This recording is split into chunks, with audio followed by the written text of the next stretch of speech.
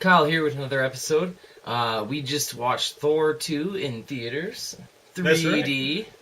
It was pretty cool. What do you think, Nick? Well, I thought it was quite awesome. I even thought it was better than the first one, actually. There was so much more to Thor the Dark World than there was to the original Thor movie.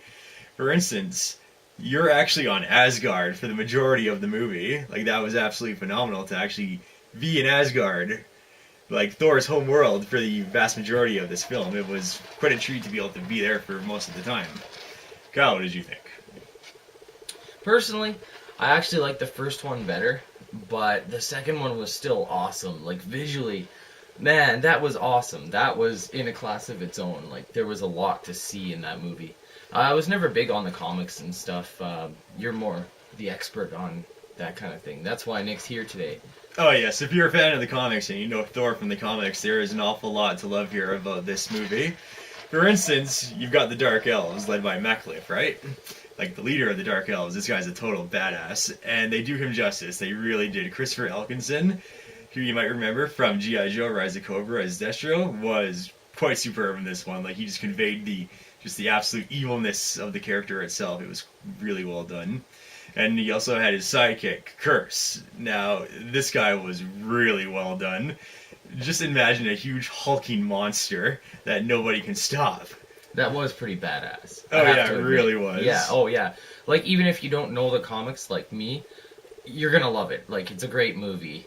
I'd give it like a 6 or a 7 out of 10, I guess. What do you think? Well, I'd have to go a little bit higher. I'd give it a 9 out of 10.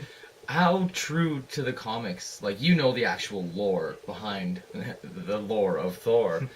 Yeah, how accurate was it? I would have to say it was pretty accurate. There were a few liberties taken here and there. But for the most part, if you're familiar with the comic books and you're familiar with the character of Thor and everybody around him, you won't be disappointed. They certainly do give a lot more character development this time around.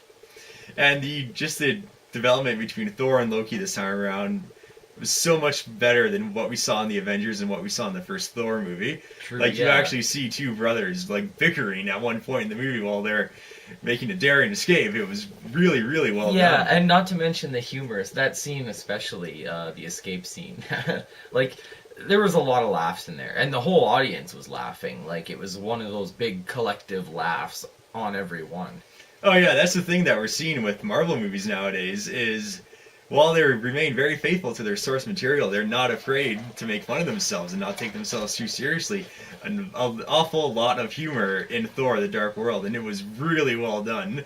Like, you're genuinely laughing for most of this movie. Just like I'm sure a lot of you were when you watched the Avengers for the first time. Like, there are a lot of laughs in that one, right? And same with Iron Man. In Iron Man 3, a lot of laughs, right? Yeah. This is what's making the Marvel movies, I find, a lot better than the DC ones. Well, in the end, yeah, they're based off comics. Like, even the X-Men movies, a lot of people don't like them so much, but I love them. I think they're great. There's always a lot of laughs in all these Marvel movies. That's right, and that's the thing that differentiates them so much from the DC movies. I'm sure you found with the entire Dark Knight trilogy, and even more recently Man of Steel, they took themselves way too seriously. Like, there are absolutely no laughs at all to be found in the Dark Knight and the Dark Knight Rises, right? Nick feels Am I very wrong? strongly about these issues. Very strongly. I'm passionate about films. Oh, yeah, we both are, but this guy puts me to shame, and that's why he's here today. And that's why we're making this video, because Nick is your go-to guy on movies and all. The Easter eggs. So, just like the other Marvel movies, there is the famous Easter egg scene at the end of the credits. There are two of them in this one, There are actually. two. We need to warn all of you, if you go see Thor 2, make sure to watch for the second Easter egg. There's one sitting there that dupes you. I don't even know why. Did you know about that? The first one or the second one? I think we were just sitting in the theater so long because Carmela was playing with her phone or something. Well, I knew the first one was coming. I knew that one was a Well, I given. knew there was one because I saw the SourceFed review. But I'm going to have to start sticking around at the end of Marvel movies now because I missed the end credits scene for Iron Man 3. I still haven't seen that one yet. Well, you know... And there's the end one at the end of the Avengers where they're all sitting around eating shawarma. Like, I'm sure a lot of us missed that in the theater, right? Well, what I find so funny about this is I wonder what the people that work at theaters think. Like, are they pissed off now that like, you know, they're probably standing there at the end like, look at all these assholes waiting for an Easter egg final scene when there is Yeah. none, and they like got all their brooms and shit ready, like, motherfuckers. That's right. We delayed them cleaning the theater by a few extra minutes. Yeah, it probably actually is a whole thing. I bet it's like screwed up the entire industry, and they've had to replan their movie times or whatever because No, it might have. they can't get stuff clean. I wonder if anyone knows about that, if what the real effect of that is. But anyway, we're getting off topic. But it's just funny how much Marvel has changed movies and what people expect as an audience. Well, Marvel has changed the superhero movie perception for the better.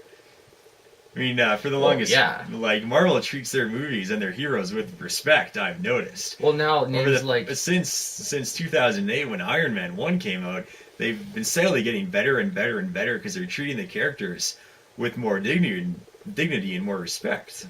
Well, and just like Star Trek with these newer remakes, you know, you drop the name Thor now, and everyone's girlfriend and their dog knows who Thor is. But, you know, back in the 90s or, you know, up until a few years ago, a lot of these names were just these oddball comic book characters. Second-tier heroes for yeah, Marvel, yeah. No one really knew, and now they're like a mainstay in everyone's lives.